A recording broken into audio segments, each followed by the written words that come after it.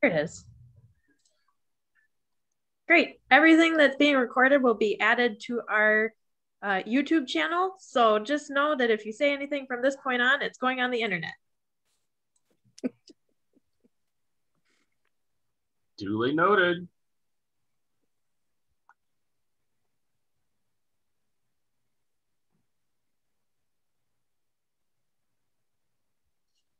And are you kicking us off, Sadie? I definitely can. As a general kind of welcome, I would welcome everyone on the call and anyone who's watching the recording. We've been doing a couple different intro to various tech and design workshops over Zoom since about February or so. So there's a couple on our YouTube channel. If you have any other areas of interest that you want to get to learn a little bit more about, we have set design, we have some props. Last month we did technical direction. And this month we have intro to lighting design. So we just wanted to kind of cover the basics of intro to lighting. So we have some illustrious lighting designers who regularly design at Theater in the Round, Camille and Mark, who are going to be kind of leading this presentation. I have officially done one lighting design at Theater in the Round, so I will be chiming in where appropriate, but mostly keeping track of the comments and in the chat if anyone has them. So I'll hand it over to Camille and Mark at this point. Sounds good. Well, thank you for joining us. This TRP sponsored Intro to Lighting Design. And we want to start just a quick overview of what all we're going to talk about. We're going to do some introductions because it's always nice to know who we're talking to and who's talking to you. We want to talk a little about, kind of frame this with what is theater and what do lighting designers do in it. We'll back up and talk a little about what is light. It's the material that we work with, and just like carpenters need to understand wood and its properties, it's important that we understand light. And then we'll talk about a little more specifically what is stage lighting and how we do what we do. We've got a break for some fun light facts, and then we're going to go through the lighting design process at breakneck speed. So first of all, Mark, do you want to introduce yourself? Sure. I am Mark Kiefer. I think, in fact, I know I have met and worked with all of the folks here. I've been doing lighting on and off since I first found a clip-on light to put on a shadow puppet box in about the 3rd grade. But I got serious about this in high school when I ran into like real lighting equipment, and didn't do a whole lot with it in college, and then was doing my church music thing, which turned into the opportunity to do some theater things. So I did some lighting there and kind of came back to it. And now I'm doing technical things more or less full-time in various places. My day job is I'm the technical director at Central Lutheran Church in Minneapolis, where I deal with all the sound, lighting, video streaming, staging, rigging, all that business for a big downtown church that not only has weekly worship, but hosts a lot of outside concerts and events where we really use the space as an auditorium as opposed to a sanctuary. And then I sub around town and do overhire electricians, work primarily at Children's Theater, a little bit at the Guthrie, sometime out in Bloomington. I've worked at Old Log. I don't know, name the theater, I can tell you if I have or haven't worked there. But CTC primarily, that's children's. Yeah, and then I've done, I don't know, I didn't even count. I've designed at least 15, if not 20 shows in the arena over the last maybe 7-8 years since I got involved there. So. Great, thanks. Sadie, you gave us your brief one show bio, but do you want to just talk a little about you and theater? Sure. So my main design area is actually scenic. So the backstory a little bit on the one show that I did design, my friend was directing Wait Until Dark, and they were waiting and waiting and waiting for a lighting designer. And I had been kind of already committed to the production to mentor the set designer on the production because he was new. And we kind of got to a point where I was like, maybe I am an okay option to do a lighting design with the options that we currently have. So I think it's kind of ironic that my first show was Wait Until Dark, which is all about darkness and a lighting design. I appreciated it because it was like the first time in 10 years that I had to really think about like what does it mean to design. And I really appreciated that experience because I was actually able to kind of take some of those things that you take for granted kind of back into set design, because I always believe that when you know how the other disciplines around you work, you are a better designer for it and a better collaborator. And I have a lot to thank for Camille and Mark helping me through it. I don't know that I have I'm looking at the screen. I don't know if I have a favorite Roscoe color, but I remember there was kind of like this pinky purple kind of color that I used in my show. And I don't know what number it was, but I remember I liked that one. So I would say that that's my brief but slightly extended intro of myself. Awesome, thank you. Well, I have an academic background in theater. I have my degree in theatrical design with an emphasis in lighting. I started in costuming and switched kind of midstream. But by the time I got my degree, I knew I did not want to be a professional lighting designer, in large part because the hours were bad and the pay was worse. But I still loved theater. So I kept doing work for people who didn't pay me. And when I moved up here, I got recruited across the counter of Gopher Stage Lighting to come do design at Theater in the Round, and worked on my first show in January of '99. Been around since then, and I'm up over 25, maybe 30 productions in the arena. All of us, I should say, are on the technical advisory board at Theater in the Round and serve as mentors to new people who want to work at the theater. My day job is I work at Gopher Stage Lighting. So I still get to talk to people about lighting and work with the equipment and that sort of thing. But I don't piece things together quite the way Mark does to be working all over the cities. My favorite Roscoe color is usually 321, which looks ugly on the gel and looks through the lights like late afternoon warm sunlight on the perfect late summer day. So I like that one a lot. We also wanted to ask both of our live participants to share with us what they were hoping to get out of tonight's class so that we make sure we definitely hit what you're looking for. So Andrew, did you want to share a little bit? Sure. You all know this, but I'm Andrew Troth. And I am an actor, director, producer, active in the Twin Cities for the last 15 years or so. And I learned about stage lighting in high school and college, and was an electrician for my college theater department. This was in the late 80s and early 90s. And then stepped away from it for a very long time till I came back and did a co-design with Camille at Theater in the Round for The Secret Garden a few years ago. And I've gone on to design 3 more shows at TRP since then, as well as 1 elsewhere. And my feeling at this point, I'm here because it's never a bad idea to get a refresher on the basics of something, especially since my first lessons in it were so long ago.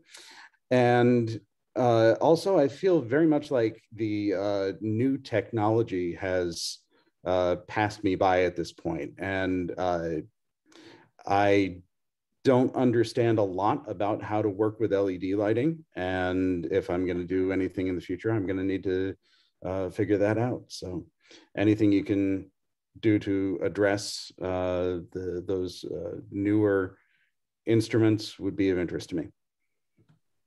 Okay, that sounds good. And if by the end we have not tossed enough LED facts in, please bring us back around to that, because I know Mark and I can definitely speak to it. But to a point, I mean, I have some experience, but I still feel like I'm a total noob when it comes to actually working.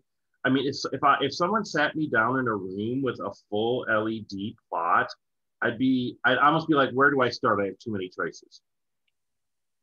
I think that is one of the things with the LEDs is the color choices become huge. But I can speak a little bit to the different levels of equipment that are out there as well, and what you might run into with regards to how well different kind of levels of fixtures are actually producing designer quality light, I guess. Stu, would you be willing to share what you're hoping to see tonight? Yeah, I'm Stu Neighbor. I've been in the theater community in the Twin Cities for about, working with TRP for about 35 years, and most recently positions as assistant director, dramaturg, sound engineering, some of that kind of stuff. So I often interact with the folks who are doing lighting design. Mark and I have worked together on stuff. So really for me, it's knowing the process, knowing the concerns, so I can effectively integrate the stuff I do with what a lighting designer does. I don't think I necessarily have a burning desire to be a lighting designer, but wouldn't turn it down either. So there you go. Fabulous. All right, thank you guys. Let's go ahead and we're going to start with talking just from a lighting designer's point of view. What is theater and what is theatrical lighting design? Mark and I put our heads together and we talked a little about what is theater and how do we talk about it. And both of us found it very important to talk about the fact that it is a collaborative, arguably art form. And in a practical aspect, it's a place we want to work again. And so it's important to understand that from a lighting designer's perspective, we need to know who hires us, because that's the person that'll hire you again. And that's the producer or the director. So as we go through and talk about design ideas and working collaboratively, you always have to keep in mind that as much as we want to have strong visions, we also need to come out with a good experience with the people we're collaborating with, and that ultimately the director or the producer, if there is one that's active on the production, has the final say on whether we get to work with them again. And we also wanted to talk a little about who we're responsible to, and I thought Mark had a good description of that. Remind me what that was? Well, designers are responsible to each other. We're responsible not to ruin each other's stuff. Lighting is really able to ruin other designers' color palette and that sort of thing. But Mark had brought up that we're responsible to the director's vision as well. Oh, yeah. And to the facilities owners, that we don't mess up their stuff too much. So, and then kind of going back to that, this is collaborative. You want to be flexible while having your own vision and figure out how to work with people and have that collaboration raise the level of the production, and not bog it down in too many discussions of who gets to pick the color palette. So within theater, Mark and I both have our own ways when somebody random who doesn't do theater wants to know exactly what a lighting designer does. I have two of them. It depends on whether I'm feeling particularly artistic or not. I say that I design every light and every shadow that's seen on stage. And that sometimes helps people begin to understand that it's not just picking the lights, but it's also picking the shape of the lights and what we see and what we don't. And when I'm feeling a little more, a little less concrete, I say it's painting in 3 dimensions with light. And that's how I think of it as an art form. Mm-hmm. And the third one is Mark's. yeah, how you decide what is seen and what isn't seen, and how you pull that focus in terms of both sheer focus, and then but also the psychological aspects of color and how shadow comes, because shadows from below tend to be creepy and ominous, where shadows from above tend to be naturalistic, and so you can play with all those things. Yep. Well, and this would be a good moment for me to mention that most of the production pictures in this PowerPoint presentation are from shows that Mark has done, because he actually keeps a good portfolio, which I do not. So there's because I'm looking for paid work on a regular basis. Exactly. So, and some of them are pulled from free stock photography when I wanted to make a different kind of point. So what I will say, just because they're not necessarily credited here, is 90% of my pictures here were taken either by Dan Norman or by Andrew Hill down in Hastings. So, yep. So I'll add in just a little bit that kind of part of the scene and how it's seen. Because as a set designer, there might be times that I'm designing a set, and I know based on conversation that we're going to get looks kind of like what we see in the pictures here. And I think that that's kind of part of the collaborative part of, designers working together, is like a set designer knowing that providing appropriate surfaces allows for moments like this. And I think having that experience of like doing a lighting design myself, I understood that at a different level than I did before, just working with lighting designers. So I'm just like plugging the like work in multiple disciplines angle. Yeah, absolutely. It helps us a lot to know what other people do. And actually, when you talk to a lot of designers, they will list having done multiple types of design, even if they have a main one that they focus on. So a couple of other things to talk about theatrical lighting design. So it can be very subtle, or it can be extremely noticeable. The far right and the middle right pictures are both design photos. Obviously, we have a very, very obvious lighting design going on with the green and the patterns that Mark did. And the one that you see next to it is very naturalistic, particularly the way I've edited it. So two very different motivations there, and ideas and concepts. And one of the things I like to tell people about lighting is that our research is continuous.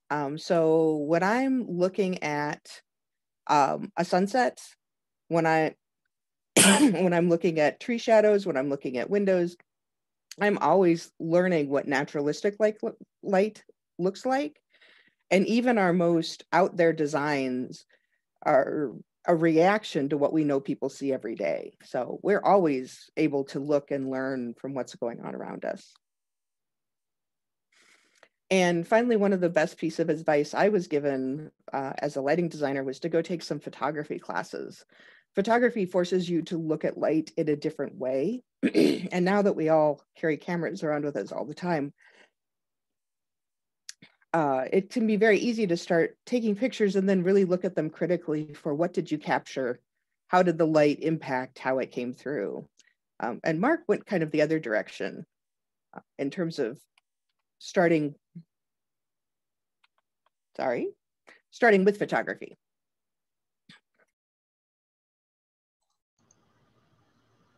And like, I don't know if since you have these pictures up there, Camille, the picture on the far right is from Rhinoceros, directed by George Rossler. And it's this fantastical vision of, this dystopia where the rhinoceroses are running around and all that. And I mean, nothing about this is illegal or is realistic. There's nothing about rhinoceroses that are particularly green, but there's this connotation that that's the color they are. And I just went with it because it's a fanciful color on stage. It looks somewhere between sickening and sort of comical. which I think was the point in an absurdist play like that. Whereas the other shot comes from Equus, and that's Kevin Fanshawe you see there.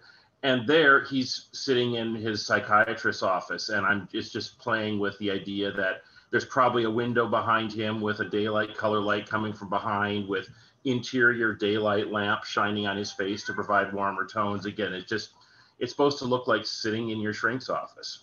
Nothing about it is particularly exotic or imaginative. It's just natural.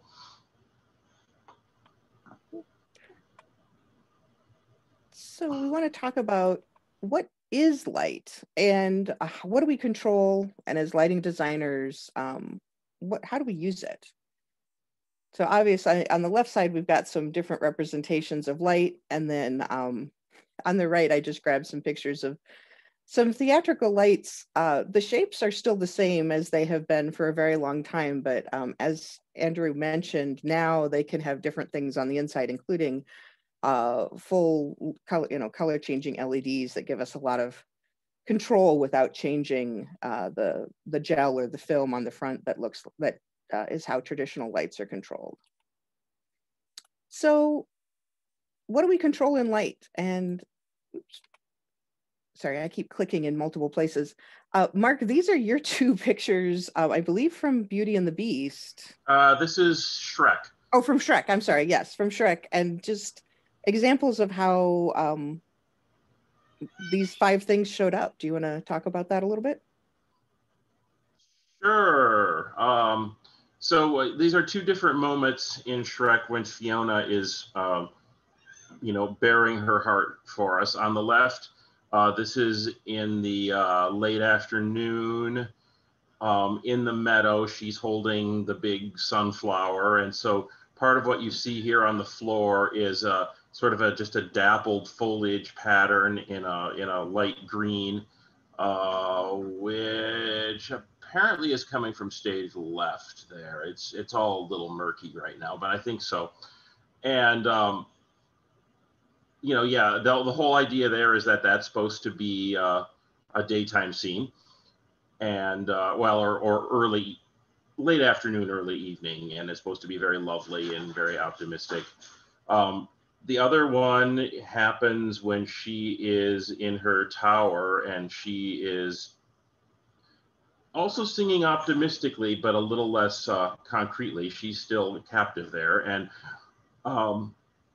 this was a trickier design to do simply because, this was at the Hastings Middle School, where I only had 28 front of house circuits and only so much equipment to deal with, because that was not our preferred venue for this particular show. And but it was a room I knew really well because it was the high school when I was in high school. So I came into the room knowing exactly where every hanging position was and what its strengths and weaknesses were and what I could do, and just how much I could get away with in terms of like drilling holes and doing destructive things to make the lighting better, which that all depends on the theater. So I don't know if that's helpful, but I think that is. So when we talk, there's kind of 5 basic things we can control, and that background on these pictures kind of helps explain what we're seeing. Like, so intensity, how bright something is, the color choices, why you're picking a particular color. Direction can matter, not only, as Mark mentioned earlier, like where the lighting is coming from, high or low, behind or in front, can change how people look. But it also tells us about time of day and windows and all that sort of thing. We control the movement of light, and not just the physical movement now that we have moving light fixtures where we can actually move a beam, but also movement is the movement between cues where the intensity and the color and the direction all change. And so that's all movement in front of us. And lastly, we control the shape. And sometimes with gobos or patterns, like in the left-hand picture, where there's that modeling on the down below. And sometimes it's very clear, and sometimes we're controlling shape very subtly, and we're using it more to just texturize behind. And I will. Oh, I will add that on the right-hand picture there, I'm also benefiting there from really, really well done scenic painting there, because the scenic artist who did that is one of the charge artists, well, formerly at V. You know, so I mean, he has painted things like Sesame Street Live and all that. He's really good, and you can see that in that makes my job easier. Yeah, at the lighting design is often the most flexible thing at the end, so it's really great when we get an amazing set painting or set to work on top of, that then we can play with those depths and colors. And the flip side is sometimes things need to be fixed or covered up with light in the last moment. Yes. To provide textures that we didn't have time to paint, or windows that didn't have time to get hung. So it kind of goes both directions. Well, there. and I can tell a great story about that without naming names. But there was a set that I worked on at TRP where the director was incredibly insistent about the color of green that went onto the floor. And I took one look at that green under work light and I'm like, holy shit, this thing is just, I mean, this is green screen green. This is going to be just, ugh. So what you have to play with is, like, for my warm colors, I mean, had I used like a pale green, it would have just made the floor absolutely incandescently green. Had I used amber, it still would have been overpoweringly green. However, pink is the absence of green. So using pink as my warm light, it knocked the green down about 3 shades and made it very palatable to everyone. I don't think I've told you that story, Camille, but I have not heard that story. That actually is a great example of the things we can do.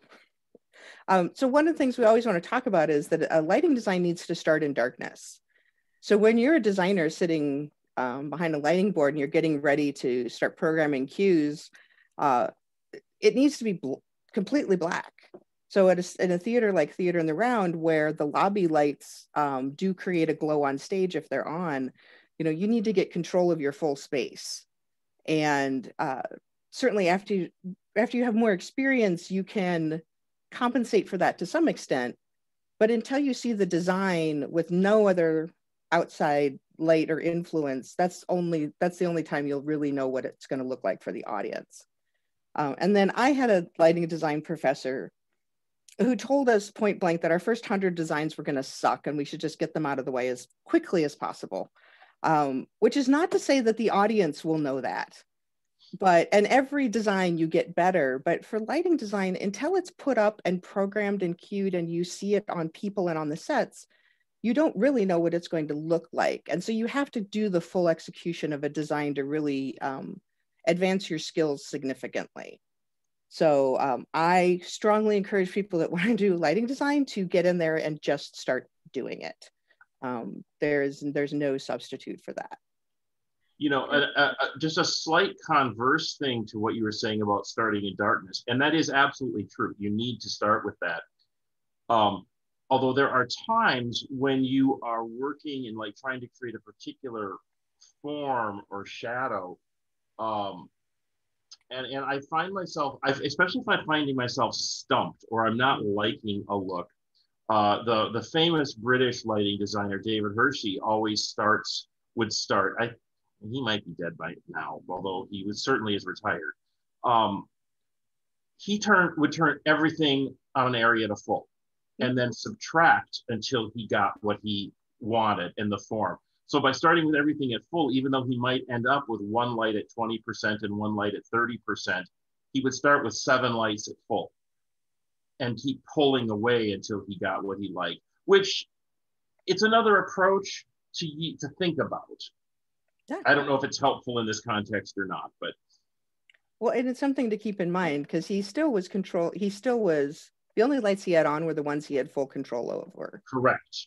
So starting from blackness, turn it all on, work subtractively or work additively. It's a good way to get out of a rut as well. And I just want to add on, because Camille, you said you don't know what it looks like kind of until you actually see it. Because I know for myself, as a set designer, my process is kind of front loaded because usually the set kind of like leads the process. And usually by tech week, I'm usually kind of like, yay, I'm done, maybe checked out, maybe working on the next thing. And I remember I used to have just some tech experiences where I'm like, why doesn't the lighting designer have more decisions made? Because like you can see lighting designers, changing out color in tech. I'm like, how did they not already like make that decision? And it wasn't until I did my own design that I really understood just how like flexible lighting designers need to be. And I think that that's something that I think some lighting designers are a little bit like adrenaline junkies sometimes, because I think they love that kind of thrill of the crunch, because sometimes you don't get to see the intensity or the shape of light until it's actually in front of you with the actor in tech week. Whereas like with a set, I've designed it and it's built and there it is in tech. So I think that that's something to keep in mind if you're working with a lighting designer or interested in being a lighting designer, is kind of that flexibility that needs to go in to kind of find the balance of all of these things too, because they all have to work together. Because I think sometimes, like we've heard some examples of like color being off, you have to be able to kind of be nimble to kind of know that's not right, but like let an idea go so that you can find that like instinctually right feel and atmosphere that you're going for when you're creating a lighting design. Yeah. Go ahead. Absolutely. And the other part of that is it is extremely common that the final finishes are being put on sets, during tech week, depending on how short your tech schedule is, maybe right up until before dress rehearsals. And there certainly have been shows where opening night was the first time I saw my lights on top of a finished set and finished costumes and full makeup, which is a little unnerving. But that's part of that, getting as much experience as you can, because you can get to the point where you go talk to the set designer and say, okay, what more are you doing? Okay, you're going to darken it a little. Okay, I don't need to adjust anything. You can have that, sort of sense, have a little faith in your design. Well, I was going to say, and on top of that, I mean, the changing of color or, small decisions like that during tech week is also very dependent on where you're working. Because say at TRP, I decide I don't like my warm system wash. Well, I mean, I can get up on a ladder, or a volunteer and I can get up on a ladder and swap that whole thing out in probably 45 minutes once I have the actual color media. If, say, I am in tech at CT Children's and I decide that I've got a whole system that's the wrong color, and we're, halfway into a 10 out of 12, well, there's not a damn thing I can do about it at that point. And I have to decide, is that color change important enough to me? Do I know what it's going to look like? That's going to be a note that we're going to change the whole R02 system to an R302 system at notes the next day, because that depends on how many electricians get called in. And if I have a shit ton of other notes, changing out that system for a subtle color change may not be worth it. If that makes any sense. Which goes back to that flexibility thing, which is it might, when it doesn't look quite what you were hoping on stage, you really have to evaluate, what is it going to take to make what I thought it was going to look like, and how much is anyone else going to notice? So let's... Right. And if I'm using, say, like an LED system for one of those, I could just tell my programmer, pull down the amber a little bit on that, or, punch in this gel color number and see what comes up. Because of course it's never exactly what you think with LED, because that's just life. And you can kind of dicker around with it. But once you've got gel in, you've got gel in. Exactly. And if you've decided that, oh, wow, that pale lavender is really wrong and I actually need a blue. Well, that's a pretty big change. if you decide that pale lavender, you'd like something with a skosh more red in it, well, maybe we just don't need that. Or maybe if we have some red toning lights somewhere, we can just scooch those up a little bit and get the same or close to the same effect. Exactly. So there's some sort of basic things that we do with the lights on stage and those 5 qualities we talked about. The first one is we provide the visibility.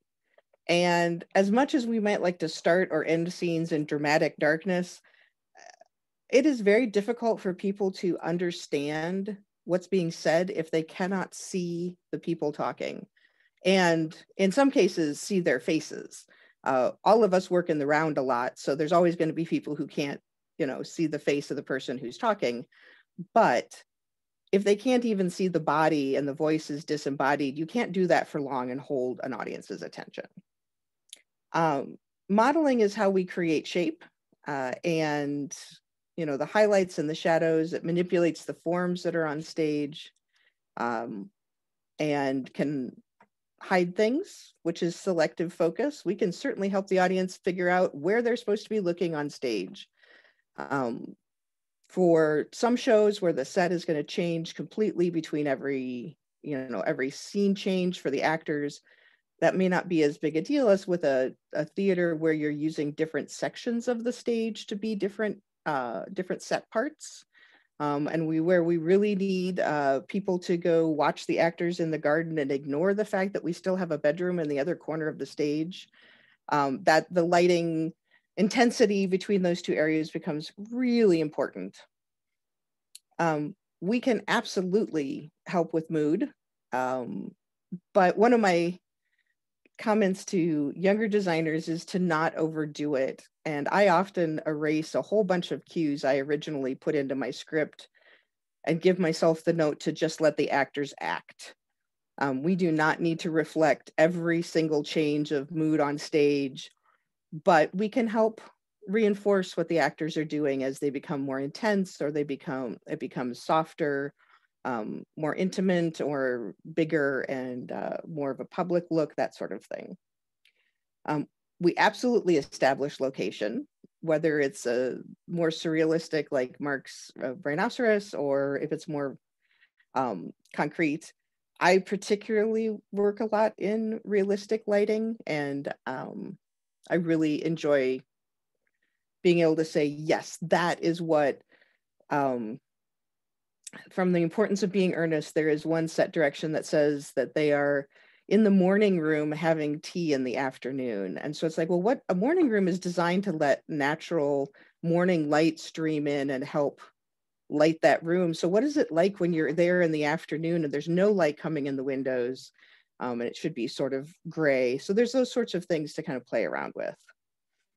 And the last one is one that Mark threw in, and I had to admit, I don't have any other way to describe it, but do you want to describe how you explained that one to me? Oh, that's the wow factor. And sometimes the wow factor is there simply because it can be. Or it makes a pretty moment, or it makes a stunning moment. And, I mean, for those of you who've seen the videos of Hamilton or just plain seen Hamilton, sometimes, Hal's cross hatches on the floor that spin, what are those doing for anything other than because he could? It's his gobo. He designed it. Roscoe makes thousands of them every year. He puts them in his moving lights and then he spins them. And it's not a Hal design unless he does it. And they look really cool. Does that make some sense? Absolutely. There's some things that we do just because the audience is going to go, oh, that's cool. It should also never actually clash with what's happening on stage. But we get a lot of leeway that way. And I mean, this is unrelated to stage lighting design, but like there was this moment over 40, close to 50 years ago now. Well, no, I guess 40 years ago now, when the people who invented the first moving light, the Vera light, took 12 of them to England to work with Genesis, and they they were thinking these lights were going to be movable specials, that they were going to focus on something, then they were going to dim out and move and change color and then come up again. And all of a sudden they just forgot to dim them out, and they moved this whole bank of lights as once, and they swept across the room, and everyone went, holy shit. And that look was born because they could. You probably heard that story in various forms, Camille, but yeah, but it's a good point that there's this thing called design by accident that I think lighting designers benefit from more than most, which is when we throw something up or we do something by accident, we go, oh no, that looks really good. And because we're working at the end and it's we can easily change things, sometimes we're able to really adapt those. So we do have names for the lights that we work with so that we can talk about them. So this is just talking about referencing how a light is in relationship to what it's lighting, basically. So the little grid that we have here is kind of a basic example of front light, which comes from the front of the person, the backlight, which comes from the back of the person, side light, and then we begin variations with, we'll talk about high sides and low sides, and those create different looks. And then video and film lighting developed some of its own work and terms, and they use a key light and a fill light, particularly when you're talking about more stationary scenes that they're filming. And so a key light is the main light that's lighting someone. The fill light is what's filling in the shadows. And then they might add some other backlights and that sort of thing. But those are all terms you'll hear to describe the purpose of a light. And one of the entertaining things in the arena is that a front light might become a backlight. So we talk about it in sort of how we think about them primarily working, but we also know that a lot of our lights perform multiple tasks depending on which audience viewpoint you're in. So we are ready for some lighting fun facts, mostly because I geek out about this stuff, and Mark didn't object. So, and had some of his own to throw in. So some of this actually helps a lot when you're doing lighting designs. There are times when you have turned everything up as bright as you can and a director is still saying, oh no, I want the bedroom brighter. It's got to be brighter. Well, if you turn down an area that's near what's supposed to be bright, it appears brighter because the human eye is incredibly adaptive to what it's seeing and how it compares to other things. Likewise, you can manipulate color by changing the color of an adjacent area or contrasting it with a previous scene. And we do a lot of this with, Mark mentioned earlier, you know, maybe you don't change out your gel. Maybe you add in that red wash that you have for something else at a low level to just change everything a little bit. So there's a lot of things you can do with playing with how eyes manipulate light. And there's a really excellent demo that's done for like beginning lighting students where you take a light pink, where you take pink and green gels and you start basically with white and slowly one half of whatever you're projecting gets a little darker pink and then you add a little darker green. And if you look at it long enough, as you switch back and forth, the eye tries to make everything white. It tries to white out everything that it's looking at. So as you go through, you'll begin to realize that you can get quite saturated in a color and the eye is still trying to say, this is a full spectrum white. One of the things I play with a lot, in part because I really like dark scenes, is that it takes our eyes up to 30 seconds to adjust to new levels of light. So most of when our lights come up on a scene, it's usually shorter than 30 seconds. And so at 15 seconds, the director may be saying, no, the scene's too dark, you got to turn it up. You have to make them wait until everyone's eyes are fully adjusted. And older eyes will adjust more slowly than younger eyes. And so you can also play with it for what the audience will see is, if you're coming up into a very dim scene, their eyes, on the computer, the change may have been complete, but their eyes are still adjusting. And so you'll get a longer quote unquote fade in than you program onto the computer. And one of the things that I always ask directors permission to talk to their actors about is actors need to close their eyes before they walk onto a dark stage, because at the top of a show, it's usually pretty bright. And then we're going to go to dark. And sometimes that's where the actors take their place. And we want to have whatever light they're moving around in be as dim as possible. So if they close their eyes right before they come on, or for 30 seconds or more before they come on stage, that really dim blue that we put on for them to walk around in is plenty for them, but the audience can't really see because their eyes haven't adjusted yet. So we play around with these things to make, you know, the designs look cleaner, look neater. And the last one is from your physics class, high school physics, intensity drops off by the square of the distance. So the difference even between the front row of theater in the round and row 8, which is the back, the front row is seeing a much brighter scene than the back row is. And so it's important for designers to move around and understand, make sure that everybody has enough to see and that nobody's getting overwhelmed with a really bright scene, because you always set kind of in the back half of the audience. Did you have anything you want to throw in, Mark? I mean, just the one thing that, I mean, you can also play around as a designer with the color receptors in the eyes, you know, especially so, I mean, and this is for dramatic effect if you're doing something, you know, well, like in Equus when things get ugly in that moment. It was sort of darkish, you know, he's riding the horse at night. It's blues and greens and night colors. And all of a sudden, everything goes completely red. And it's a really sick looking effect because all of the blue receptors in our eyes are already really worn out and somewhat fatigued from having seen that much blue for the last 10 minutes. And the red receptors are just like raring to go. And when you flood the light with nothing but red, the look is phenomenal for like 3 minutes. And then your eyes start to try and make the red white. And it never gets to white, but that just sickening red color of just uber saturation, the first 30 seconds are really cool when you can play with that.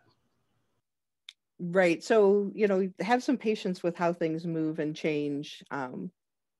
And you know, give the I like looking into that, and I've been fortunate enough over time to talk to people who know a lot more about physics and biology of the eye than I do, but you pick up different pieces that help the designs look better. So that was our fun fact break. Can I throw in one too? Absolutely. Which I don't know how much of a fun fact this is, but it's something that I always remind myself of. But the idea that paint color theory and light color theory are opposite to each other, because usually when you mix paints together, you get to black. And generally when you add more colors of light together, you get to white. So I think particularly as Camille and Mark are talking about how the eye is working to get it to be that, like the red becomes almost like your eye wants it to like normalize and become a white. It's because it's those subtle like things that you don't always realize are kind of those rules. Because I know for myself, it was like the hardest thing ever to comprehend that like the color theory was opposite to each other. And I think that when you remind yourself of moments like that, it's like, well, your eye wants to see white. It reminds yourself like, yes, because when the colors mix together, we get to white. So that's one thing I always have to kind of consciously think through when it comes to color theory. Well, and keep in mind that our primaries are not the same as pigment primaries. So we are red and yellow, red, blue, and green are our primaries, which can make it hard to get to a true yellow. And we'll talk a little about that when we get to talking a little more about LEDs and why the best LED fixtures are not just the primary LEDs that get mixed. So let's talk a little about the design process. This is part of a process that I developed to talk to high school students specifically who had experience, who sort of jumped in and done design work, but hadn't necessarily learned what the process was. So they were sort of working backwards. They knew how to make the product, but they didn't necessarily know the most helpful steps to get to a good product. So this is very much how I design, and Mark and Sadie can chime in on their steps as how they do these as well. One of the first things I recommend is that you're going to read the script. And probably if you don't know the show, you're going to read it 3 times. Because the first time you just need to read it to know what it is. What is this show? If you've seen the show, if you're familiar with it, maybe you get to skip that one. I then guarantee that I read it 2 more times. The middle time, I'm like underlining stuff in the script. Scripts will talk about time of day, changes of scene, location, all that sort of stuff. So I'm making note. I'm noting the stuff that's already in there, things that I think that are going to impact the design. I'm probably taking some notes to the side. And the third time, I'm going through and actually marking, this is where I think a cue is going to happen. And I'm probably taking notes to the side of what I think those cues are going to be. If the absolute hands down best advice I ever got for working on musicals is you need to listen to the music until you can sing it, because you are going to design for something that you want to be able to just run it through in your head while you're programming.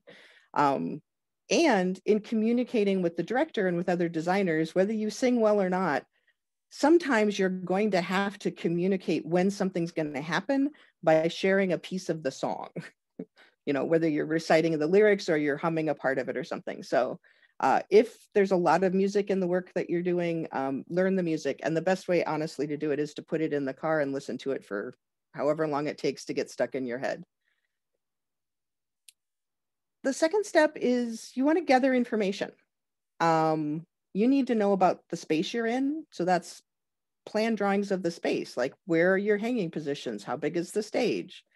You need to know what lighting inventory you have, what fixtures are available, what fixtures are really available because half a dozen are waiting to get fixed.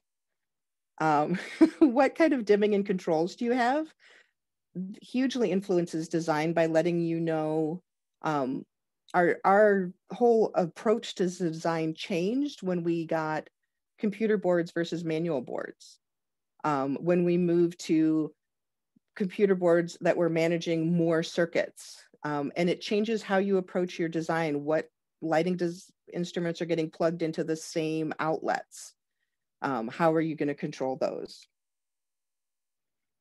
You need to know if you have a budget for renting equipment. And some shows, traveling shows, are 100% rental.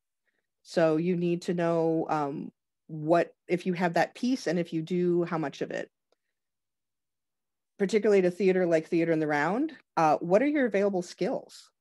So I can rewire an existing fixture, but I don't build stuff. I don't like to build stuff. So if we need a light box, I really want to know if there's a volunteer that I can have come in and build it, because that's not my skill set. And so there's a lot of things that if you have the skills, or you have access to the technical skills for building or wiring or creating custom pieces, you can build those into your design. But if you don't have those skills, you don't want to add them and get yourself in a bind.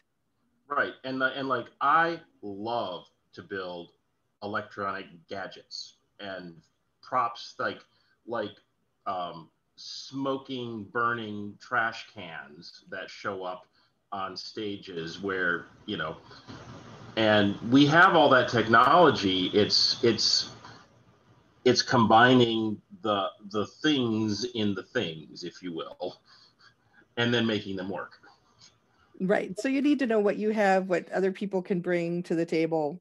And then, of course, you need to know what your budget is. For lighting designers, our budgets can be very small because a lot of theaters keep an inventory of gels and patterns that have been previously used. But I need to know, am I pulling from existing inventory, or do I get to buy some new stuff? Even better, do I get to buy that extra gobo rotator that I need to make the cool effect, or do I have to go beg or borrow it from someone? So the next thing you need to do is you really need to research previous productions and the genre that you're working in.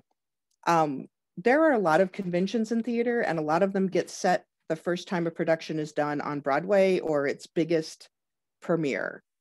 My best example is actually a costuming one. So in My Fair Lady, there's a race scene where they go to the horse races. It is traditionally done with everybody wearing black and white, very fancy dress. You don't have to do it that way, but if you aren't going to do it in black and white fancy dress, you're breaking a convention, and you should only do that if you know that you're doing it. You should not by accident break an expectation that the audience has for a show that's been done before. If you're doing an original production, it's more important to understand the genre. I worked on a show that was noir, and if I was not going to be reinforcing that with the lighting, that needed to be a choice that the director understood and the set designer understood, because they're expecting a certain thing. When we talk about working on a noir production, that's a lot of light. That's often done with the light with deep shadows and stark, unnatural lighting angles. So, that was a conversation we had to have, where I brought in pictures of other noir productions and said, this is what it's going to look like. Which leads me into the next step. You need to start thinking about what it's going to look like. You might go find images like I had done with that one. I went and found color images of other noir productions and was able to say, this is the kind of thing I'm looking at doing. For people I'm not good at drawing, I've seen beautiful lighting renderings from lighting designers who are good at drawing, and they can make beautiful artistic things to share with the director and say, well, this is what that special scene is going to look like. Script notes, descriptive cue sheets, questions, you're sort of starting to pull everything together and figuring out how to communicate about it. And the step 5 is rehearsal needs. So this is much bigger for some of the other designers, but lighting sometimes does need to be involved at the rehearsal process. If there's practical lights on stage, if they're supposed to be carrying lights, if there's things that they manipulate, that it's important for us to know and maybe provide some of what they work with in rehearsal so that it's realistic and helps them actually do the work. So that when they get on stage, it's not all new and they haven't been pantomiming everything. Can I go back to the read one for a second? Oh, absolutely. I think as you get more familiar in any design discipline, sorry, I was just kind of thinking through that while you were kind of going through the other bullet points. But I think as you get more familiar with your discipline, it becomes easier to be like, I can read it one last time. It's fine. Because I think as you build your own like visual muscles in your mind, you start to begin to visualize things even on like the first and second read. And it was when I did my first lighting design that I realized I was actually reading the script for like meaning and intent in a way that I wasn't doing when I was doing scenic design. And I thought, oh, this is a valuable lesson to hold on to remind myself what it means to actually like read this script for plot and mood, because that kind of sets the tone of like, what research are you looking for then? So I think it is valuable to, take the time you need to read the script, because it informs all of the other steps after it. Absolutely. And one of the things I found often when we come to meetings with all the designers is I often know better than the costume designers what time of day it is and whether we've changed days. So they're reading it often at a different level, but since I'm reading so much for time of day and location and that sort of thing, I will sometimes catch cues particularly in the dialogue that they may not have in terms of, oh, wait, it's a different day, or it's now nighttime. And if you're doing a period piece, they change their clothes like 3 or 4 times a day, it matters. And so as we can help each other out with those sorts of things too, of how we read the scripts differently. Yeah, I think that's very true, because there's been times in tech weeks where I'm like, how did the lighting designer know it was the afternoon? Because I didn't think about that at all. Well, and absolutely, there actually are sometimes when I go to directors and I'm like, okay, the script's a little vague. What time of day do you think this is? You know, like I have to know if I'm doing a realistic design. So then I have the step that is elegantly named loop, which is basically you need to keep doing all of these things, 1 through 5. As you do your research, you refine the work, you go to production meetings, you collaborate with other people, all of those things are going to start to shift. And you're going to start to add new details, but you might need to go back and look into something when someone a set designer goes, oh, well, I think it's super important that we ground this in a particular feel or particular look. As a lighting designer, I might be like, oh, wow, I'm not quite sure what it looks like in the bayou in the winter. Maybe I should go look at that. Or a director will pull, oh, I'm shifting, we're moving this time, we're moving this location, that kind of thing. So you keep working on that until you get to the all-important paperwork step. And we're going to go in depth on paperwork next and show some examples of a lot of these. But a lighting designer walks in before the production with a lot of paperwork, in part because we work on a very tight time schedule. And we tend to work with crews that don't know the show. We're having to communicate what we need them to do in a short period of time in a uniform way that they may have seen before, because that makes it work better. So we draft a lighting plot that shows where all the lights are hung in the theater. We make different kinds of reports or spreadsheets that help us connect those circuits that the lights are connected to, the kind of programming we do in the board to make the whole thing easier to work with. We generate all of the notes that we need in order to sit down and write the lighting cues to show what each looks like. We have colored and pattern lists because those things need to get pulled from inventory or purchased. And then magic sheets, which I will show a number of examples of because that's easier than trying to describe them. And finally, we get to the part that everybody else knows that we do. We show up and we hang and focus the plot, hopefully with a big crew that makes it go quickly. We write the light cues, which means we actually sit down at a computer board and we put in the intensity of every light that we're going to turn on during a particular look. And we connect those together in different ways inside the board so that the board op is just pushing a button when it's time for things to change. And we make sure to get the cues written accurately into the stage manager's book. That is where it's all going to happen.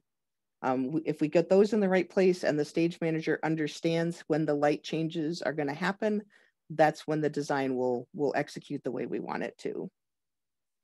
Mark alluded a little bit earlier about union versus non-union houses. So Children's Theater is a union house, and that means the designer does not touch things. We don't touch the lights, we don't touch the gel, we don't touch the board.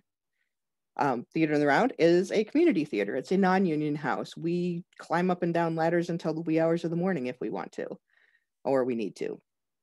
So you need to definitely understand what working situation you're in and what you're allowed to do as the designer when you come in to the location you're working on. We go through the tech rehearsal and dress rehearsal process with everybody, and then we open the show. And I have strong opinions that you should be done at that point and leave. Because we're often on to the next show that we've been in meetings for. But it is important to know when to stop designing as well.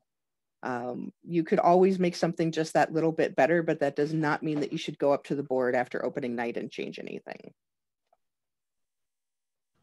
Sadie or Mark, do you have anything you want to add? Well, I was going to say, and as our friend Andy likes to remind us all the time, great art is never finished, it is abandoned. Yes. So And I think in part because lighting is so easy to work, to tweak, to change little bits at a time, we can go up to a computer and just rewrite a few things. It's really important for our discipline to keep that in mind. If I can, I'd just like to say one element that's not specifically included in your loop step, but I think it might be important to point out there is attend rehearsals as well. You need to see yes. what the rest of the company is doing with the play, and ways in which it might not match up to your expectations just from reading the script, choices that director and actors might have made that you need to, and especially when working in the round, very often for scripts that aren't specifically written to be performed in the round, things do have to be changed from what you might expect just from the page. Absolutely. And we're often pushing directors from the first day to tell us, when do we get our designers run? Because lighting, as a lighting designer, I need to see it all together. Watching, this scene and that scene doesn't help me because a lot of my work happens in the transition. So I need to see how a whole thing goes together. So at least the full act. But yes, thank you, Andrew. And also, yes, I often forget that I need to attend rehearsal until it's that time. But you absolutely do. And you absolutely do, because no stage manager's book is really going to help communicate where people are on the stage and how they're moving. And it's also useful. I will attend a designer's run and I will say, now so-and-so, you have the actor doing this and moving from there to there at this particular time. That's possible for that to be lit in the way we've talked about, but that's going to be a difficult thing to execute well. Or you want to have them come down the A stairway at this point in time. How well does that actually need to be lit? Do we need to actually see their face? Are they speaking when they're coming down the stairway? Or do we need to just be vaguely aware that they're coming down a stairway? Because that influences whether I need to put 4 lights on it or 1. Absolutely. And there's a lot of stuff we'll ask directors at the top, saying, hey, are you gonna have people acting in this part or that part, or do we need to light the steps? And they'll give us one answer, and then in rehearsal they discover other things which made perfectly logical sense to them, and they don't necessarily remember that they need to let us know that answer changed until we show up. Lighting design is not the top of any director's mind in the middle of a rehearsal unless I'm sitting next to them. So, which I completely understand, but is one of the reasons it's important for us to be there. So let's dig into paperwork just a little bit. We're going to zoom through this and then see if we can't talk about LEDs and some other questions. So paperwork, obviously we take notes about the script, and I work with descriptive cue sheets a lot, where which would be what's on the left-hand side, which is you're listing just kind of what's happening and when it's happening without a lot of detail of exactly what fixtures or anything like that. It's, I could talk through the lighting design from that without getting too bogged down into the equipment. The other is an example of just a marked up script. Lighting designers taking notes on things that are important to them or things that they need to keep in mind. Mark, I think you told me you work almost exclusively from your script notes, and that's just a stylistic thing, what people are comfortable with and kind of how you transition between different pieces of paperwork. Well, and I think, Camille, what you're describing from a lighting cue sheet, when we actually had to create paper cue sheets to give to board ops and presetters, that outline is a necessary step at some point. And in computerized boards, it's not technically necessary if you're doing your own programming. Right. It's you don't have to hand that off, and we did have to use to hand something off. So some of that is I trained both ways. We had computer boards, but I also learned how to work on manual boards, and so that's a step that I continue to find helpful in my brain Plus, I don't like thumbing through pages and pages of scripts to look at all my notes. So I like them in one place. So from notes and descriptive cue sheets that are sort of building that process, one of the most important things we do is the lighting plot. It's how the primary way we communicate to the crew that helps us and everybody else where the lights are actually going to hang. These are just a couple of examples I found online. The one on the right is the Hamilton layout. It is, very specific. It was computer drawn. And the one on the left is something more like you might see if you were doing a small production at a church or a small community theater. It's been hand drafted, and the little circles are showing some different focus areas, but lighting plots can vary wildly based on how big the house is, how technical it is, who's helping you hang, whether it's union and you're handing this off to a completely different group, or you're going to be there supervising it yourself. But they show where does the light hang, and it often communicates where does it need to plug in or what channel in the light board is going to control it. And sometimes color. So there can be a lot of information on there, but it absolutely has to have the information needed to hang it and get it turned on. I usually think of paperwork as a communication tool and an organizational tool, which is why I think there's different variations, because people think differently. So sometimes when you're doing the paperwork, sometimes you have to remind yourself, is this paperwork for me or is this for other people? And because I think of paperwork for a crew is kind of a different audience than like paperwork for like you and the stage manager, and then paperwork just for yourself, which you can define however you want. Absolutely. And on the light plots, one of the things we have is templates and kind of standard symbols that help when you're working with people who do light hangs. You always have a key that tells them exactly what each of your symbols means, but the symbols are fairly similar between light plots, and so they are able to pretty quickly grasp what's going on. Having all of your own interpretations of everything doesn't help anybody. So this is kind of a standardized thing, just the way when you're doing the drawings for set carpentry, like you're using standardized symbols so that anyone who's familiar with carpentry can come in and kind of look at that and, oh, when a light's in a circle, when a number's in a circle like that, that's telling me how tall a platform is. So you want to keep some commonalities and make sure you have enough information on there. I promised I'd describe magic sheets. So one of the rules I was taught was after you've done your cueing, when you're sitting at the table with everybody, when the director says, I want it a little warmer, you should not be shuffling through pages and pages of paperwork to figure out how to make it warmer. And one way that people do that is magic sheets.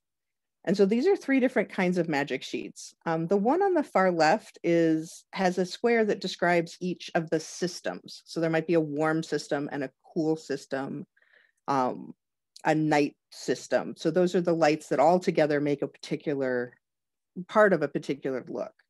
And so for that person, they wanted to see, oh, okay, if I need the night to be a little brighter, what am I going to be changing? The one in the middle is a little more number-based and is a little more like what Mark and I are both used to thinking of in Theater in the Round, where we actually lay out the computer screen to help us know what does what. My warm lighting areas always start at channel 1. And my cool lighting areas are always in the row below that. So there's some things you can do with programming the computer to cut down on the need for magic sheets. Right. So that's one of the advantages. Warm starts with 1, cool with 21, top with 41. Exactly. So you can do that kind of thing. And if I do it the same way every show, I can even have a pretty good idea of where to find my specials and that kind of thing. And then the one on the right is actually the kind of magic sheet that I was taught to make, which is, here's the stage, and it uses colors and numbers. So on the far right of that picture, 33 and 34 are the lavender side lights. And so this person, when they look at theirs, can just go, oh, I need more from stage right, I need more from stage left. These are the channels I need to change. So magic sheets are highly personal, super useful, depending on how much you're able to just program into the computer and make it something that stays in your mind.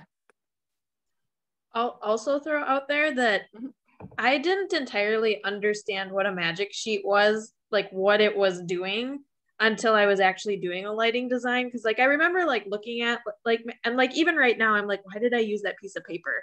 Because I know I used it when I did my design, but it has to do with how you like, you're gonna have to remind me of the, because you take a light and you plug it into like the circuit, and the circuit has a number, but you don't necessarily want that number to be the number in the board. So when you're programming the board, you're telling the board, even though I plugged it into 72, I want this to be number 3.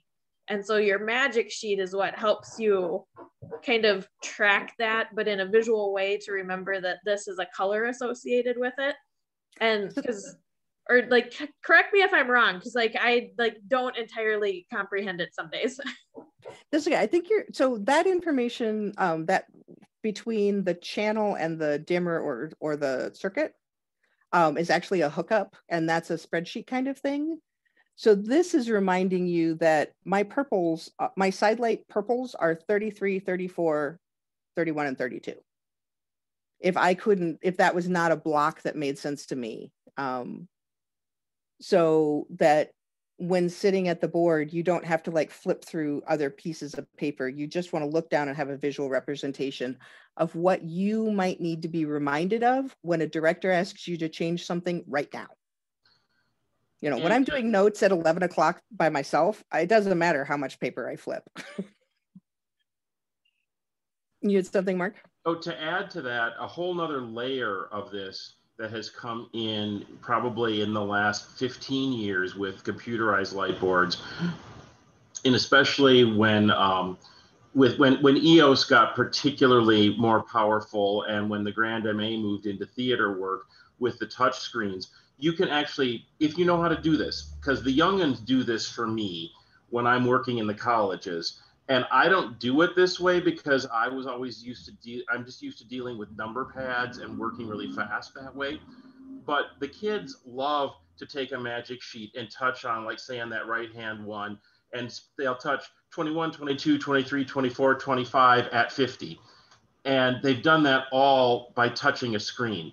And 3 seconds later, it's done. Because some of the computer boards will generate magic sheets for you.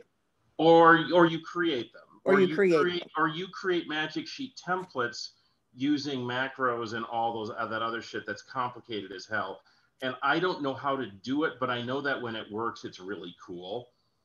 Because in my world, if I want to bring up the amber backlights on the right magic sheet, that would be group 21 for me. Yeah. Because it would be the lowest number of that system would then activate the whole system. So I would type in group 21 at 50 and the same thing would happen. They'd go boom, boom, boom, boom, boom at 50 and the same thing would happen. But that's what a fast programmer does, is figures out their system to do those things when the director says, I need more amber top light. Right. And with the moving lights and with programming LEDs, the on-screen representations of things have become more and more important. So a good moving light programmer is invaluable if you have a lot of moving lights in a show, because they are fast and you can tell them what you want it to look like and they make it look like that. Likewise, learning how to use the LEDs. So we got an LED system at Theater in the Round for our downlights and some of our, which also function as our wash lights in some cases. And learning how to use the right screens on the computer board that knew what lights we had and knew what the color mixing was hugely important. Instead of working with numbers, we were able to actually work with like color palettes and say, I want this to show up, this light to come out of the front, looking at, color wheels and color dials and that sort of thing. So our last paperwork is there. is instrument data. And essentially instrument data is either a spreadsheet, or if you're working with a lighting design program, when you're drafting, it will generate this paperwork for you. But it's all of the information about each lighting instrument, and then you sort it for the different things you need to do. So real quickly, we record the channel, which is what's in the board, and the dimmer numbers, and which is what number dimmer it's coming through. In some systems, those are the same, and sometimes they aren't. The circuit number, which is the outlet. We want to number the fixtures or the units, and at Theater on the Round, we don't necessarily work this all the same way. Our convention's a little different, but in a normal piece of drafting, every fixture has its own unique number. You want to list the type of fixture, the wattage, if that's relevant, what's its purpose, any accessories it has on it, like a rotator, what gobo or templates in it, and what color is on it. If you are handing this paperwork over to somebody else, they could get almost everything they need in terms of what gels need to be bought, what gobos need to be bought, what accessories do I need to pull out of inventory, that sort of thing. And then we sort this all different ways to do different work. So an instrument schedule is sorted by the fixture number or the hanging position to help us hang and focus and troubleshoot, working in collaboration with the plot. A hookup is how we program the board to tell it what we want to call a particular light in the board versus what circuit it's plugged into out over the stage. And the dimmer and circuit schedule are resorted to help us with usually troubleshooting. So that's why you take all of that. And if you aren't working in a lighting program that's going to spit this out, it needs to be in a spreadsheet so you can resort by column. There's lots of examples of these out in the world. But pretty much every time you draft or you a particular fixture, you're going to want to record this information. And last, and slightly on the lighter side, the most important person in a production to a lighting designer at the end of the day is the stage manager, because they make or break your design on how they call their show. So I found the lovely cartoon of a stage manager. I have also done my stints stage managing as well. So, but most important is we get those cues into the stage manager's book, and they are responsible for understanding when those cues need to be called so that the light board is, the go button is hit and our cues happen the way we intended. If they don't understand what we want those cues to look like, or we get them recorded in their book wrong, the design will never be what we intended. So, are there any questions besides Andrew's LED questions? And then we can riff on LEDs. Stu, did you have anything? Well, I just want to, I mean, I loved your comment about sometimes don't overdo it. And doing other design work and an actor and a director and all that. I mean, so the example is the script says sunrise, right? So sure, lighting is doing something to make it a sunrise, but then sound is going in and they've got a rooster crowing and birds chirping, and the actor comes out and he rubs his eyes and stretches, and then props hands him a cup of coffee, and costumes has him in a t-shirt and he's buttoning his shirt. So, you know, all this stuff is additive and sometimes multiplicative. And sometimes you need to be careful, you know, how many times you're indicating something.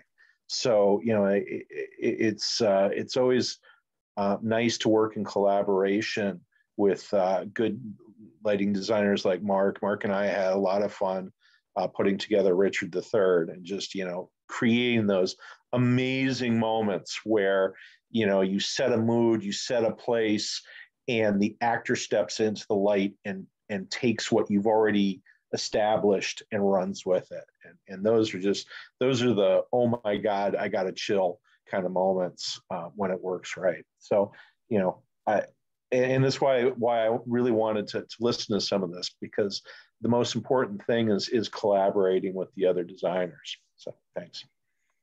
No, that is a great example of how we all add into that moment of knowing that it's first thing in the morning. And is also why we don't need to do huge productions with like making the sun come up with, you know, changing colors and directions and brightness. You know, it can just be early morning and we see all the other pieces to cue us. Some long shadows, and that'll help it. You know, there's some simple things you can do, and you don't have to go overboard on all this with the rising and changing colors. And I mean, you can, but Yep, it's also a question of your allocation of resources as a designer. You know, how many instruments am I devoting to this sunrise, and what does that take away from what I could be doing at other moments in the script or in other parts of the stage? Exactly, because we're always working with finite resources. It may be a lot of finite, you know, finite might be large, but it's still, you know, at the end of the day, you're deciding what you're going to put things towards. Yeah, I was gonna say, I mean, it's sort of fascinating, you know, what you can do. Like some of those pictures you saw were of productions I had done in found space, where I could have put up 40 or 50 lights, but I only had 320 amp circuits to power them. And so, yes, you can be judicious with that, and you can play dangerous games like I can plug 6 500-watt lights into this 20 amp circuit as long as I only bring 4 up at a time. Seriously, I mean, I've done plenty of that. But do you really want to play the game of plugging 12 into that one circuit as long as you can only bring 4 up at a time? And, you know, you reach a point of diminishing returns there. And, you know, there are often times where, you know, I'll be hanging a light plot at Children's or at the Guthrie, and I'll be like, geez Louise, do we really need 700 lights to light a Christmas carol? Apparently, so-and-so thinks we do, because that's how many we're putting up. But seriously, could we have done this with 120? Probably. Yeah, I mean, that points up the huge difference between when you work at some place like Children's or the Guthrie in a space that's designed to be a theater versus the space you did Equus in. Yeah, just you always have to know what you're working with, because that tells you what you can do. And I can also tell you that there are shows that I have hung at Children's where I've then come in to run the light board, and I know these systems and what they're supposed to do, and that one whole system comes up for 30 seconds at the beginning of Act 2. And because it can. Uh-huh. And we are not really in that luxury at any point at TRP. I mean, we hang more than we need sometimes. You know, wouldn't you say, Andy Kettle and I are always kind of have this bet that we typically plot between 90 and 110 instruments. And when the show opens, there's usually 120 to 130 up there. See, and I have a slightly different approach in that I design, and I know Mark and I have talked about this, I design extra lights into the plan, sometimes just doubling things that I know are going to be hard, and sometimes just, I know I'm going to need something here. I have no idea what this light's going to do, but we're going to hang it and plug it in while I have a whole crew here. And it was recommended to me that if you're ever working on a show where you actually have to put in a rental order 10% more than you've designed, because you absolutely cannot go back when you're working in a rental situation. And like at TRP, I also know that if Tuesday of Tech Week, I need to reinforce that area, I'm just going to come in at 10 in the morning and I'm going to make that cable run and I'm going to pull that light out of inventory and hang it. Whereas if I'm at Children's, that job is going to be 2 electricians using 2 hours of notes time on stage. And that's just unacceptable at that point. That the economy doesn't allow for that. So, you know, you also can design in what Gil Hemsley always used to call his gamots, his get me out of trouble lights. You know, those are those 2 extra lights on each pipe or in each position that you don't have a purpose for, but they're circuited and they're on dimmers and they're in the board. And all you have to do is tell your programmer, okay, bring that up and you know, or you only have to get your electrician to run over there and drop a gel in it and move it, as opposed to spending an hour running a cable to it and hanging it. And that's a big difference in a union house. Yeah. So I want to take a couple minutes and talk about LEDs and then wrap this up, because we do try to keep these to an hour, but this was a big topic, so we were okay going a little long. Also, Stu had asked in the chat what a light box is. Oh, earlier. Yeah. So if you see a window on stage that they control the brightness right behind it, one way you do that is by building a box and putting lights inside the box. The other way is by having a light fixture behind it that's actually on a stand and shining through it. But a lot of theaters, you don't have the distance behind a set wall to do that. And so you literally build a box that's anywhere from 3 to 12 inches deep, and you light the inside of the box, and that reflects through the window. So, and then that's the kind of traditional, then it gets used for a lot of other ways, but it's a box with lights in it so that you can light something. You can make light come through a hole. And these days we are tending to build light boxes that are very shallow and that use LED tape. Yeah. Mm-hmm. LED tape is a godsend to light boxes. Absolutely. Especially because we can get color changing LED tape, which means we don't just get to play with how intense it is, we can play with the color. And like this wasn't, this was actually a light box, but it was on a big scale. If anyone saw the Shining Lives at TRP, that was Sadie's set and my lighting. That whole factory window was kind of a big ass light box. I was thinking of that while we were having this conversation, because I still have that bucket of LED tape sitting in my office at work. Because we had the ability to change the color of it. And I know that, I don't think we had it the first day of tech, but it was like maybe the second or third day of tech, and the amount of just kind of atmosphere that helped to provide. I remember being like, that's why we designed a window. That's right. That's why I made a window.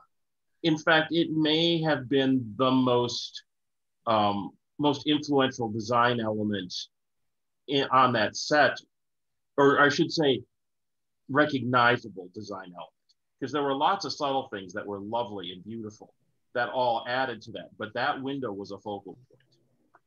Yep. So a little bit about LEDs and the stage. So from an equipment standpoint, LEDs are still very much you get what you pay for. So if you're looking at LED equipment, there's LED lights that are designed for bands and DJs to use, and they do great primary colors, and they do a little bit of other stuff, and they, that's great. And if you hung any of those lights for a theatrical designer, they'd wring your neck, because you could get maybe 6 or 8 like really clear colors, and then it starts to get really muddy. They just don't have enough. Their LEDs are not pure enough, and they're high enough quality, and they don't have enough different colored LEDs. Probably the highest end LED that we have for theater lights is the Source 4 LED. It uses 9 different colors of the actual diodes mixed onto the plate. And so when we are asking that fixture to give us purple, it's actually turning on purple LEDs. Mm-hmm. And then you mix those 9 colors, and it just gives you really, it starts to approach the kind of discretion between colors that we have in a gel book. And for people who haven't seen a gel book, gel are the very thin acetate that we put in front of lights to change the colors, and our gel books are 3 inches thick. So we're looking at hundreds of colors where very subtle differences between them exist, and we pick particular ones for a reason. So when it came time to actually be putting LED lights together that particularly high-end professional designers would use, it needed to be able to approach that level of distinction between colors. We are fortunate that we're now gel book. By the way, for any lighting designers out there now, Rosco now charges Rosco dealers for gel books, and so you're going to get charged for your gel books now. They have, up until this point, all throughout history, been free. They are no longer free. Mm-hmm. We are very fortunate that there are more and more mid-range lights on the market. So you need to start thinking, like, as you think about what you want to buy, to put in LEDs, people are usually changing out entire systems at a time. So you might change out all the lights that shine on a cyc, all your down lights, all your side lights, because the industry is still, COVID has slowed things down, but the industry changes every 6 to 9 months. So if you give me a $5,000 budget to buy new fixtures now, in 6 to 9 months, I can either get more fixtures or better fixtures for the same amount of money. And so it's really important to work with someone who has recently been purchasing to know what's out there, because there's new fixtures coming on all the time. And the difference is whether your secondary and tertiary colors are muddy or whether you're actually getting good color out the front. Before we bought the new LED system for Theater in the Round, we actually did a shootout between the two that we thought were best and looked at how they handled different colors, and they handled different secondary and tertiary colors differently. So we were looking at, like, okay, are we more likely to get frustrated if this color is kind of not true or this color is kind of not true? So that's kind of on the hardware side. We made some compromises, because we went with a fixture that was giving us really beautiful saturated primary colors, as opposed to a fixture that was giving us really, really true and beautiful pale ambers and pale pinks. Now, because we were planning this to be a top and corners wash system, where we were typically using saturated colors and doing dark blues and purples and reds and greens and that kind of thing, I really think I would hate those lights if they were our acting area lights. Right. So because they were super bright and the blues were freaking gorgeous. But like trying to make a pale amber, it seemed like a mix of red and green. Yeah, it's not pretty. The other thing that when we were choosing ours, is they had zooms that were, we could change the diameter of the beam from the control board, and that was really important to us because of how we were using it. So thinking about other features as well.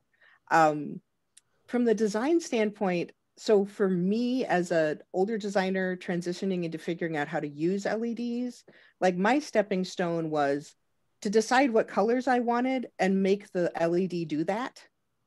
Just knowing that I only had to hang one light fixture to represent any colors I wanted coming from that location.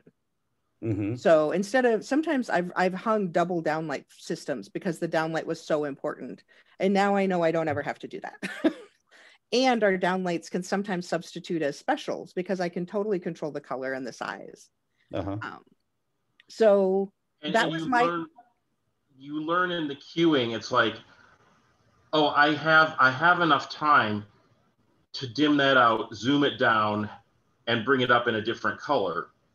And if you don't, then you still might have to hang the special. Right. I found that out during Great Expectations, which never opened. Because I was hoping to use a light that way, and as the transition got shorter between scenes, it's like, oh shit, that ain't going to work now. Well, and one of the things to play with is, as you use the same light fixtures to transition, if you transition between colors without taking them out, like sometimes you can get really cool effects, and sometimes they don't work so well. So that's the other thing, is you learn your transitions start to look different. There's more steps to them if you're having to change the colors while they're not on. But I think the transition really is like, because my suspicion is, and then what I started to do with, okay, I'm going to use this for a special, maybe I wouldn't actually pick a gel color I wanted to ask the board to make the equivalent of. I would actually just go into that color palette and start poking at it and go, oh, that's a little too purple. I'm going to make it a little more red. And just by playing with a color wheel, you know, and so that's kind of where I'm as a lighting designer who's transitioning to thinking differently about how to use these fixtures, is how often am I going to tell the board, make me Roscoe 321, versus I'm going to go poke at the light palette and find maybe a color I've never seen before. The other thing is those lights don't come down, right? They are permanently hung and cabled. So our decision was, yeah, Mark and I have slightly different opinions on that. Our decision was to have lights that largely would not move, because our downlight system is very close to the same, and because we could change the size of the beams. If designers move them, they're going to be asked to put them back. And the cabling we got does not provide a lot of flexibility. And in part, that was to make it easier to learn how to use LEDs in theater in the round, knowing that we were going to have designers coming in who had, more and less experience with them. And then the next step for us would be adding LEDs for a different type of system that might go up and down all the time. But the practicalities of LEDs is you have to run power and data. Right. And so that is in and of itself a technical skill that not everybody coming in has. And so we wanted to kind of reduce the learning curve on the technology so that people could concentrate on the learning curve for how to make the cues look the way they want them to look. If we were going to tear it down and put it back up all the time, we would be dealing with a lot more planning of how the wiring would run just so that we could control them. Right. So yeah, there were a couple pieces going there on how we did that. And one of the other things is that I think there have only been 2 designers who actually used that system after we put it up in December of 2019, and I was one of them. And it's overall, it's good. The next time the grid is cleared, except for that, there are some things that need to get scooched 12 inches here and there. And that's just minor stuff tweaking. Because we were moving pretty fast that night in December. We were there, and actually there's been 3 designers. I was the first. Oh, you were the first, sorry. Yeah. So, but again, all 3 of us were in on designing, like getting those lights and designing how they were going to be put up. So we haven't had anybody work on that rig that didn't work on putting it up. And that's going to be the real test of how it works for us. Well, and the thing is that I think I had the first show with a unit set with a bazillion locations where I was where like the fact that a light is maybe 12 inches off from its ideal top light position made it more of a difference. Right. At least to me. But again, we'll talk. In terms of controlling them through the board, it is a different process than the traditional, channel controls dimmer sort of thing. So it is, but we've set up yes and no. We've set the board so that a lot of it's very similar. And that's the key, is setting up your control equipment so that it works in a way that makes sense for you. Okay. So I think it's set up right now to be fairly good for transitional designers. Like designers who have a lot more experience with LEDs probably would want to interact with the board differently, I think. What I would say with this particular Altman product is the color control is really sweet and works just fine. The zoom is a little cumbersome because we don't have encoders on this board. Right. But that's something we still might be able to have someone build one of those Arduino boxes for us. And that's on my to-do list to talk about. Right. So boards that are designed for controlling a large moving light rig look completely different than what our board does. Has different physical controls on it that make them easier to control. And so that's, our board is a really good balance between conventional fixtures, and the LEDs are fine. We know how to handle the zooms. The color picking is good, but we've talked about, I don't think Theater in the Round's ever going to go in for moving lights very big, but if we did for some reason, we would need overkill. Right. We would need a different board because we need a different physical interface to control them easily. Actually, the software is fine. At this point, the EOS 3 software between Element and EOS TI isn't that significantly that different. It's the encoder wing. Right. It's the physical interface between your hands and the board. Because trust me, even trying to program the frickin' IQ with a mouse is a trip and irritation. I mean, what you end up doing is you just have to sit there in a dark theater and figure out, you know, what are your 12 focus points and just program your focus palettes right off the bat. Right. So an IQ is an accessory you can put on a conventional fixture that allows you to move the beam around. Right. So approximate a moving light. So does that help with some of the things you were wondering about? Yeah, definitely. They're fast and quiet. That's what we like about the IQ. Yes, that is true. So we are at an hour 45, and I'm going to thank all of you for sticking with us through all of this. And Sadie, I think you have some closing comments. Yeah, so like I said at the beginning, we've got other various topics that we've got recorded on our podcast series and our YouTube channel. I know we've done some similar lighting topics, I think, on our podcast. So that is another kind of, if you're interested in learning more, you can listen to the podcast. I know we've talked about doing a more in-depth lighting in the arena. So if that's something you're interested in as well, because we were trying to cover the basics here, keep checking back to our workshop page or the YouTube channel, because I know that that's a topic that we've done before, but maybe didn't get a chance to record. So we're looking to be able to record that one so that it's a little bit more accessible, so that we can kind of get the basics covered in one presentation and then go a little bit more in depth about what it means to actually design light in the round. But like Camille said, I just want to thank everyone who listened, and I'll stop recording now.